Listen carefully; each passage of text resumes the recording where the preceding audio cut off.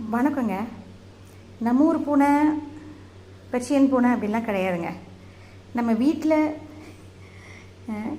பின்னால் வேண்டான்னு முளைக்கிற ஒரு செடி, சரியா? அந்த செடியை இதுங்க எவ்வளோ விருப்பமாக கடிக்குது பாருங்கள். இந்த செடியை பாருங்கள், தூக்கி வச்சு கடிச்சிட்ருக்காங்க பாருங்கள். இந்த செடி நம்ம வீட்டுக்கு பின்னால், எல்லார் வீட்லேயும் பின்னால் கண்டிப்பாக இந்த செடி இருக்கும், சரியா?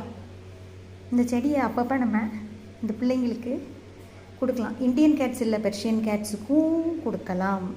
இந்த பிள்ளைங்க நல்லா செடியை கழுவி, வேரை கழுவி, பாருங்கள் வேரை கழுவிட்டு இந்த செடியை இந்த பிள்ளைங்களுக்கு கொடுக்கலாம்.